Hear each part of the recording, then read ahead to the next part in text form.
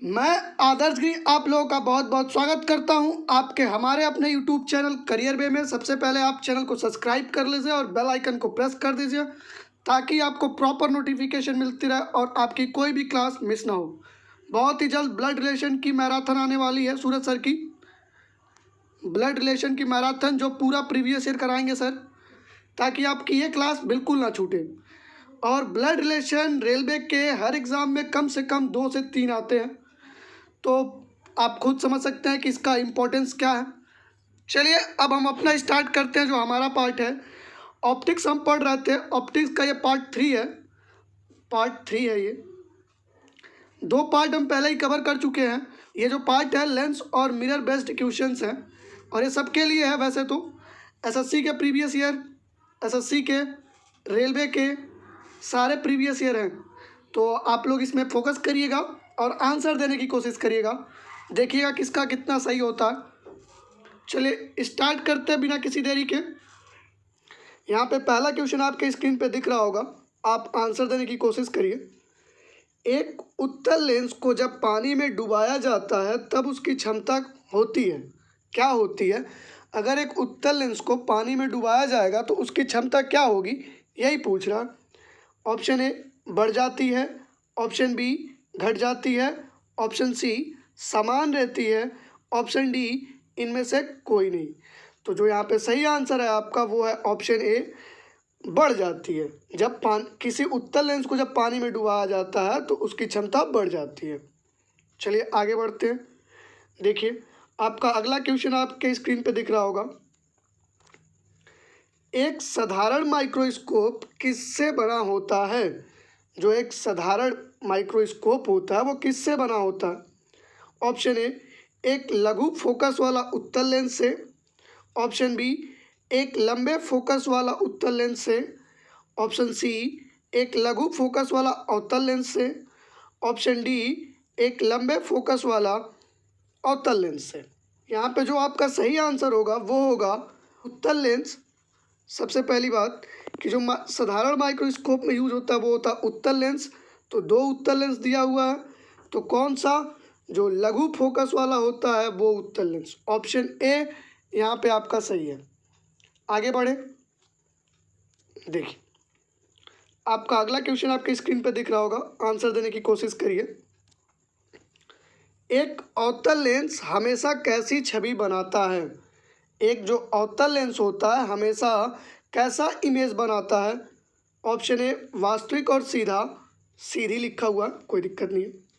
Option B आभासी और सीधी, option C वास्तविक और उल्टी, ऑप्शन डी आभासी और उल्टी। तो देखिए एक बात आपको सबसे पहले मैं चाहूँगा बता दूं कि हमेशा जो आपको ध्यान रखना चाहिए, अगर दिया है सीधा तो सीधा के साथ आएगा आपका आभासी। ठीक है, सीधा के साथ जो चीज़ आएगा वो आएगा क्या? आभासी। यानी कि यहाँ पे ये ऑप्शन गलत हो गया, सीधा आभासी। ठीक, अगर दिया है उल्टा तो होगा आपका क्या? वास्तविक। उल्टा के साथ हमेशा आता है वास्तविक। दूसरा ऑप्शन कट हो गया। एग्जामिनेशन हॉल में अगर इस तरह का प्रश्न आता है तो हमेशा आप 50-50 पे होंगे। सिर्फ 2 ऑप्शन होगा, या तो ये या तो ये। अब बताइए, याद रखने वाली जो चीज़ थी ये थी तो सीधा होगा। अगर कहीं कोई इमेज अगर सीधा है तो हमेशा वो आभासी होगा, अगर कोई इमेज उल्टा बना है तो हमेशा वो वास्तविक होगा। यानी कि सिर्फ यही 2 ऑप्शन सही है आपके क्वेश्चन के हिसाब से, सिर्फ यही 2 ऑप्शन हो सकता है। ये 2 तो वैसे ही कट हो गया है। तो यहाँ पे जो सही आंसर होगा आपका वो होगा आभासी और सीधा, ऑप्शन बी। ठीक है, इसको बोलते हैं हम एरेक्ट एंड वर्चुअल।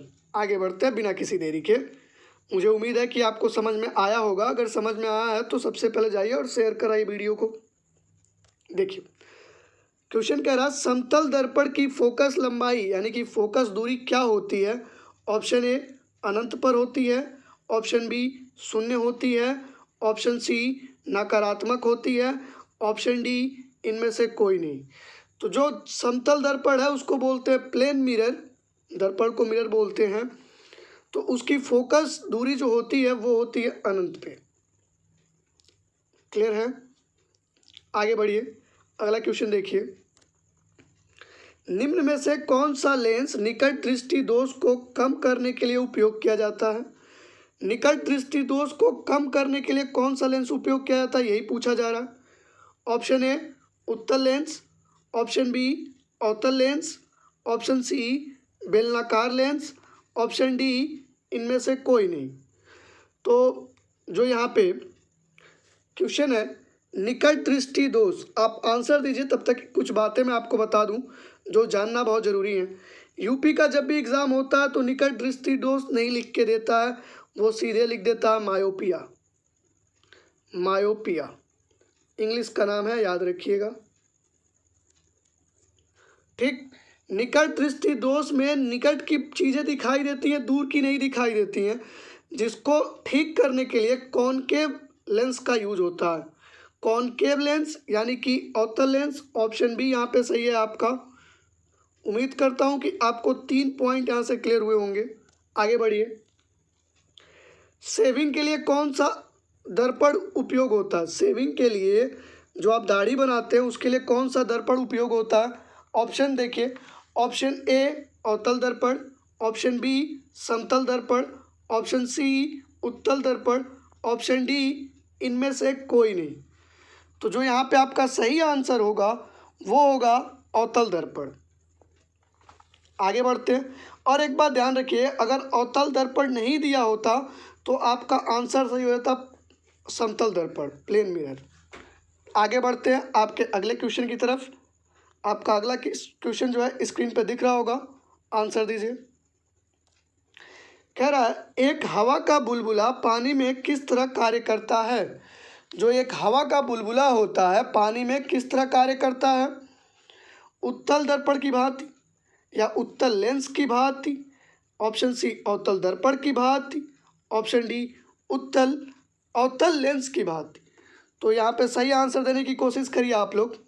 यहाँ पे जो सही आंसर होगा वो होगा डी अवतल लेंस की भांति एक पानी का बुलबुला कार्य करता है। आगे बढ़िए, अगला क्वेश्चन देखिए।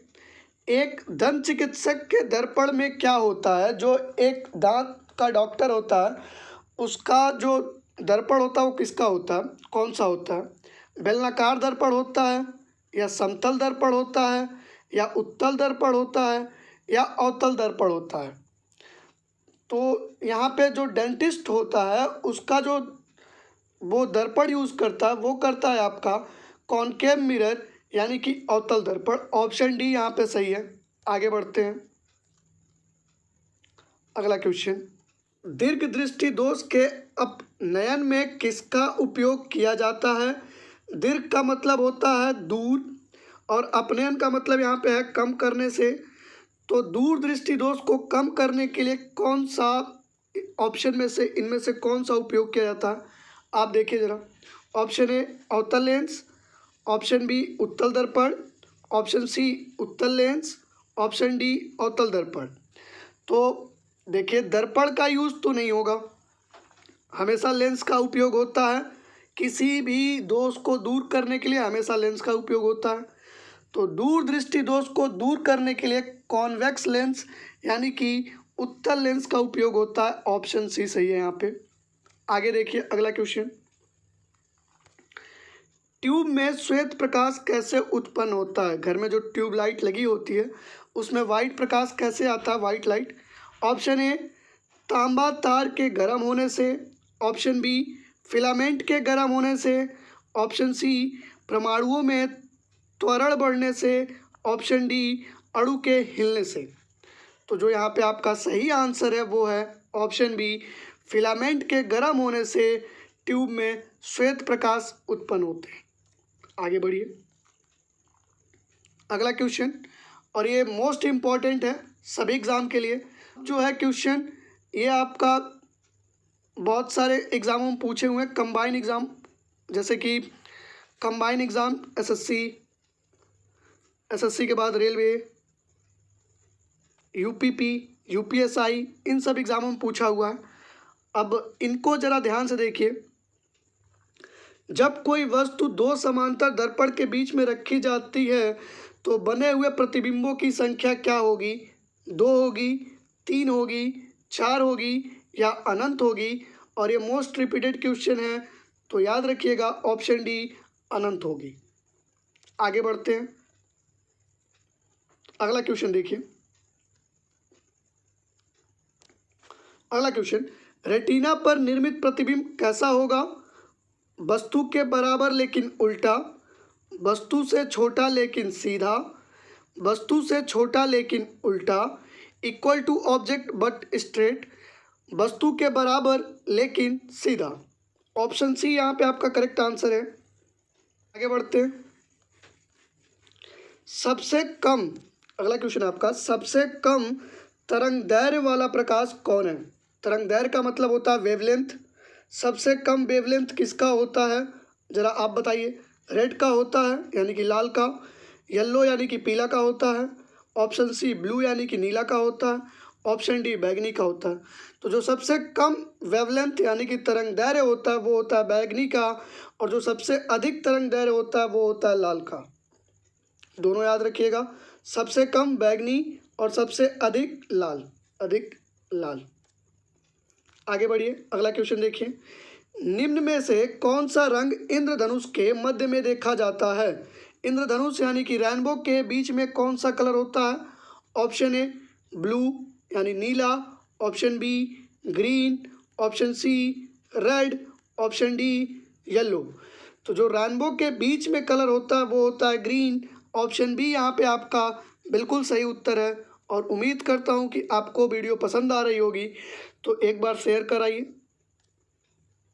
अगला क्वेश्चन देखिए, लाल प्रकाश, ये तो रेलवे का सबसे फेवरेट क्वेश्चन है, और पिछला वाला एसएससी में पूछा हुआ था, और एसएससी सीपीओ में, और सीपीओ का नोटिफिकेशन आ गया है, इसीलिए मैंने सीपीओ के क्वेश्चन भी इंक्लूड करने स्टार्ट कर दिए। देखिए क्वेश्चन है आपका, लाल प्रकाश सिग्नल को खतरे के संकेत के रूप में प्रयोग किया जाता है क्योंकि रेड लाइट सबसे कम फैलती है, यह आँखों के लिए सहज है, ऑप्शन सी, यह कम से कम रासायनिक प्रतिक्रिया उत्पन्न करता है, option D, it is list absorbed in air, या हवा में कम घुलती है। तो जो यहाँ पे आपका सही आंसर होगा वो होगा ऑप्शन ए, जो रेड लाइट होती है उसका वेवलेंथ सबसे अधिक होता है, और इसका जो प्रकीर्णन होता है सबसे कम होता है, यानी कि ये बहुत कम फैलती है। आगे बढ़ें, उम्मीद है कि आपको ये चीज़ समझ में आई होगी। अगला क्वेश्चन आपके स्क्रीन पे दिख रहा होगा, और ये आपको आंसर देना है। एटीएम मशीनों में कौन सा दर्पण काम में लिया जाता है? दर्पण पूछा जा रहा है कि जो एटीएम मशीन होती है, जो उसके ऊपर एक मिरर लगा होता है, उसमें कौन सा मिरर है? अवतल है, या ऑप्शन बी समतल दर्पण है, ऑप्शन सी उत्तल दर्पण है, या सभी दर्पण है? तो जो एटीएम मशीन होती है उनमें जो होता है उत्तल दर्पण होता है। आगे बढ़े, अगला देखिए, सौर कुकरों में कौन सा दर्पण उपयोग किया जाता है, यानी कि सोलर कुकर में कौन सा दर्पण उपयोग किया जाता है? ऑप्शन ए उत्तल दर्पण, ऑप्शन बी समतल दर्पण, ऑप्शन सी अवतल दर्पण, ऑप्शन डी सभी। तो जो सोलर कुकर होता है उसमें अवतल दर्पण यूज होता है, option c is a correct answer. अगला देखिए, करेंसी यानी कि नोटों में जालसाजी यानी कि धोखाधड़ी की पहचान के लिए निम्न में से कौन सी तरंगों का उपयोग किया जाता है? मतलब कोई नोट असली है या नकली है वो कैसे पता चलता है, किस तरंग से? अल्ट्रावायलेट वेव यानी कि पराबैंगनी तरंग से, इंफ्रारेड मतलब अवरक्त तरंग से, रेडियो वेव यानी कि रेडियो तरंग से, माइक्रोवेव, कौन सा तरंग होगा यहाँ पे सही आंसर? तो जो सही आंसर है आपका वो है अल्ट्रावायलेट यूवी रेस। पराबैंगनिक तरंगों से नोटों की जालसाजी का पता लगाया जाता है। आगे बढ़ते हैं, देखिए अगला क्वेश्चन आपके स्क्रीन पे दिख रहा होगा, आंसर दीजिए सभी लोग। स्नेल का नियम संबंधित है, किससे संबंधित है? प्रकाश के परावर्तन से, प्रकाश के अपवर्तन से, ऑप्शन सी दोनों से, ऑप्शन डी इनमें से कोई नहीं। तो जो स्नेल लॉ है वो किससे रिलेटेड है? ज़रा आंसर दीजिए। देखें, प्रकाश का अपवर्तन सबने पढ़ा होगा। तो जो स्नेल लॉ है वो है प्रकाश के अपवर्तन से जुड़ा हुआ, reflection of light, option b. और स्नेल लॉ जो है वो ये है, sine i upon sine r is equals to अपवर्तनांक। याद रखिएगा, ये भी पेपर में पूछा जाता है, छांटने के लिए आ जाता है, और ये तो कई बार पूछा हुआ प्रश्न है। इस अगला देखिए, शरीर के अन्य आंतरिक अंगों के अन्वेषण के लिए प्रयुक्त तकनीकी इंडोस्कोपी आधारित है। तो आप सभी को यह आंसर पता होना चाहिए कि जो एंडोस्कोपी है शरीर के आंतरिक अंगों की जांच के लिए है, और हमने बता रखा है पहले ही कि ये पूर्ण आंतरिक परावर्तन की परिघटना पे काम करता है। ये पिछली वीडियो में हमने पूरा का पूरा अच्छे से इसका कंटेंट दिया था, अगर आपने एक बार भी रिवीजन किया होगा तो ये आंसर दिए होंगे आप लोग। आगे बढ़िए, प्रोजेक्टर में किस लेंस का इस्तेमाल होता है? जो प्रोजेक्टर होता है, आपके गांव में घरों में प्रोजेक्टर जरूर चला होगा, आपने भी कभी ना कभी देखा होगा। तो प्रोजेक्टर में कौन सा लेंस यूज होता है? बेलनाकार लेंस, अवतल लेंस, उत्तल लेंस या द्विफोक्सी लेंस? तो एक बार ज़रा आप आंसर देने की कोशिश करिए, और आप आंसर देते हैं फिर मैं दूंगा, मैं इंतज़ार कर रहा हूँ। तो जो यहाँ पे सही आंसर है आपका वो है कॉन्वेक्स लेंस, यानी कि उत्तल लेंस। क्लियर है? आगे बढ़ते हैं, अगला क्वेश्चन देखिए, जरा दृष्टि दोष। अब देखिए, इसका भी नाम इंग्लिश में आप याद रखिएगा, प्रेस बायोपिया। प्रेस लिख देता हूँ, लिख लीजिए, प्रेस बायोपिया। और निकट दृष्टि दोष को बोलते हैं मायोपिया, दूर दृष्टि दोष को बोलते हैं हाइपरमेट्रोपिया, और जरा दृष्टि दोष को बोलते हैं प्रेस बायोपिया। याद रखिएगा, एग्जाम में अब हिंदी का नाम नहीं आ रहा है, इंग्लिश में नाम आ रहा है। ठीक है, जरा दृष्टि दोष को दूर करने के लिए प्रयोग में लाने वाला लेंस कौन सा है? आप बताइए। ऑप्शन ए बेलनाकार लेंस, ऑप्शन बी अवतल लेंस, ऑप्शन सी उत्तल लेंस, ऑप्शन डी द्विफोक्सी लेंस। तो जो यहाँ पे आपका सही आंसर है वो है द्विफोक्सी लेंस, बाईफोकल लेंस। आगे बढ़ते हैं, वे लेंस जो किनारों से मोटे होते हैं और मध्य से पतले होते हैं, वे कौन से लेंस हैं? जो किनारों से मोटे होते हैं और मध्य से पतले होते हैं, लाइक इज दिस। तो ये कौन सा है? यह है आपका अवतल लेंस। आगे बढ़ते हैं बिना किसी देरी के, ये सबको पता होगा। वे लेंस जो दिखने में किनारों पर पतले और मध्य में मोटे होते हैं, उन्हें कौन सा लेंस कहते हैं? ज़रा बताइए आप, इन्हें कौन सा लेंस कहते हैं? गोलीय लेंस कहते हैं, या अवतल लेंस कहते हैं, या उत्तल लेंस कहते हैं, या सभी कहते हैं? तो इसको कहते हैं हम लोग उत्तल लेंस, ऑप्शन सी। और ये हरियाणा के पेपर में पूछा हुआ है। अगला क्वेश्चन देखिए, फोकस दूरी किससे कहते हैं? लेंस की प्रकाशिकी केंद्र से दूरी, प्रकाश के स्रोत से दूरी, केंद्र और मुख्य फोकस बिंदु के मध्य की दूरी, ऑप्शन डी उपरोक्त सभी। तो जो फोकस दूरी होती है वो होती है केंद्र और मुख्य फोकस बिंदु के मध्य की दूरी। Option c is a correct answer. और ये railway LP stage second stage में पूछा गया था। आगे बढ़िए, अगला क्वेश्चन है आपका, निम्न में से कौन सा पदार्थ लेंस बनाने के लिए प्रयोग नहीं किया जा सकता? ऑप्शन ए कांच, option b plastic, option c मिट्टी, ऑप्शन डी सभी। तो कौन सा ऐसा पदार्थ है जो लेंस बनाने में उपयोग नहीं किया जाता? और ये एसएससी सीपीओ का प्रश्न है। तो आप बताइए, मिट्टी का जो प्रयोग होता है वो लेंस बनाने में नहीं होता है। तो यहाँ पे जो सही आंसर है आपका ऑप्शन सी है। आगे बढ़ते हैं, अवतल लेंस की जो पावर होती है वो क्या होती है? पॉजिटिव यानी कि धनात्मक, निगेटिव यानी कि ऋणात्मक, option c 0, option d a और बी। तो जो अवतल लेंस होता है उसका पावर जो होता है वो होता है निगेटिव। क्लियर है? आगे बढ़ते हैं। आवर्धक कांच, अगला क्वेश्चन है, आवर्धक कांच मैग्नीफाइंग ग्लास में लेंस का प्रयोग होता है। जो मैग्नीफाइंग ग्लास है उसमें कौन सा लेंस प्रयोग में आता है? ऑप्शन ए उत्तल, ऑप्शन बी अवतल, ऑप्शन सी समतल अवतल, ऑप्शन डी समतल उत्तल। तो जो यहाँ पे आपका सही आंसर है वो है उत्तल लेंस। जो मैग्नीफाइंग लेंस होते हैं उनको बोलते हैं आवर्धक लेंस, जिसे जासूस यूज करते हैं। ये जूम करके दिखाता है भाई, जूम मतलब बड़ा करके किसी इमेज को दिखाता है। आगे बढ़िए। निम्नलिखित में से कौन सी तरंग फोटोन मतलब जो प्रकाश की कण होती है अधिकतम ऊर्जा साथ ले जाती है? एक्स किरणें, ऑप्शन बी रेडियो तरंगे, ऑप्शन सी प्रकाश तरंगे, ऑप्शन डी सूक्ष्म तरंगे। तो जो सही आंसर है आपका वो है एक्स किरणें। आगे बढ़ते हैं। वाहनों के पश्च दृश्य दर्पणों में, वाहनों के पश्च दृश्य दर्पणों के रूप में प्रयुक्त होने वाला दर्पण कौन सा है? ऑप्शन ए अवतल, ऑप्शन बी उत्तल, ऑप्शन सी बेलनाकार, ऑप्शन सी समतल।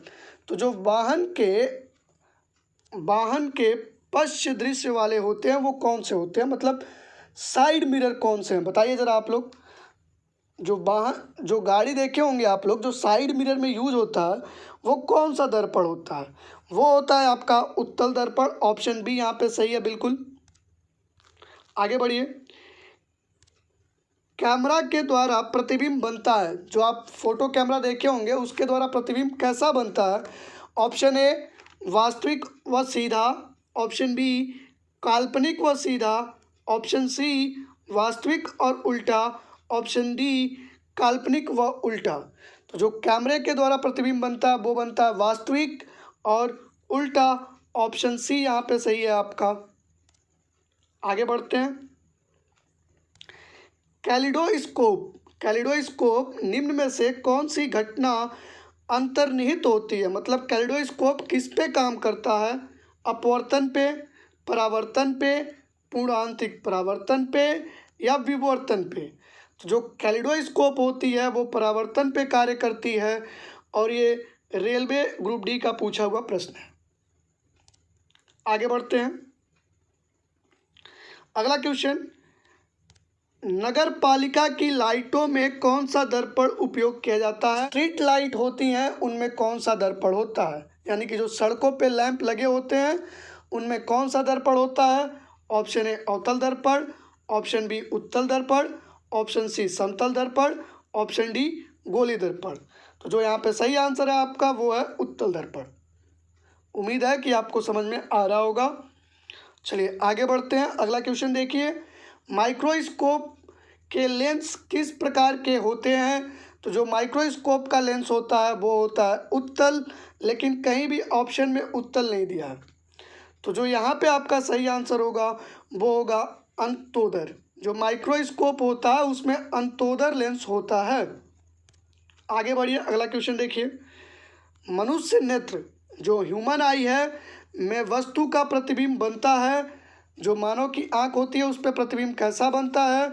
ऑप्शन ए आभासी व उल्टा, ऑप्शन बी वास्तविक व सीधा, ऑप्शन सी वास्तविक व उल्टा, ऑप्शन डी आभासी व सीधा। तो हमने बताया है कि अगर प्रतिबिंब सीधा है तो क्या होगा? आभासी होगा। तो सीधा है तो आभासी सिर्फ यही दिख रहा है आपका। अगर उल्टा होगा तो वास्तविक होगा, उल्टा है तो वास्तविक यहाँ पर है, बाकी कोई ऑप्शन तो होगा ही नहीं। ये दो तो ऐसे ही कट गए। आप आ गए 50-50 पे। अब बताइए यहाँ पे कौन सा आंसर सही है? आपका जब भी इस तरह का प्रश्न आएगा दो ऑप्शन काट के ऐसे ही निकाल दीजिएगा। तो जो मानव नेत्र होती है वहाँ पे वास्तविक और उल्टा बनता है। Option c real and inverted. Clear है? आगे बढ़िए। देखिए मैं आपके लिए कुछ इंक्लूड किया हूँ। अवतल दर्पण का उपयोग जो होता है कहाँ कहाँ होता है। तो पहली बात कि अवतल दर्पण जो है प्रकाश को इकट्ठा करता है, ये वस्तु को सीधा और बड़ा करके दिखाता है। तो इसका जो उपयोग होता है अवतल दर्पण का, वो होता है सेविंग में, डेंटिस्ट यानी कि दांत चिकित्सा में, सोलर कुकर में, सर्च लाइट में और वाहनों के अग्रदीप यानी कि हेडलाइट में। अवतल दर्पण का 5 उपयोग मैंने बताया, सेविंग, डेंटिस्ट करता है, सोलर कुकर में, सर्च लाइट में और वाहनों के हेडलाइट में। और यहाँ पे एक ऑप्शन और रख लीजिए, ENT। ENT मतलब ईयर, नोज और थ्रोट, मतलब कान, नाक और जो गला का डॉक्टर होता है वो यूज़ करता है आपका अवतल दर्पण। उम्मीद है कि आपको समझ में आया होगा।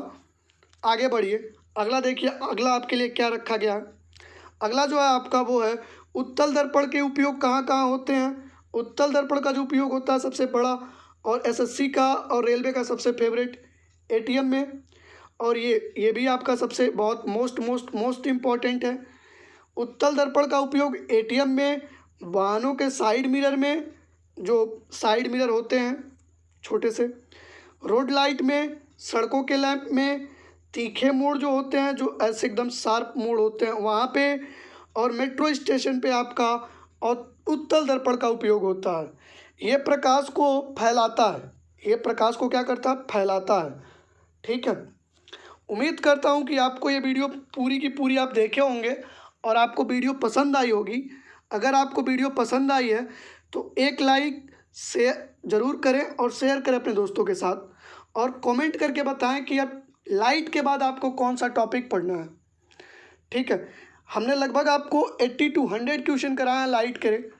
आप इन PDF को डाउनलोड कर लीजिए और वीडियो को बार बार देखिए, रिवीजन करते रहिए घर पे। तो चलिए, मैं आपको सेशन को यहीं वाइंड अप करूँगा। तब तक के लिए आप अपना ख्याल रखिए, पढ़ते रहिए। Bye bye, take care.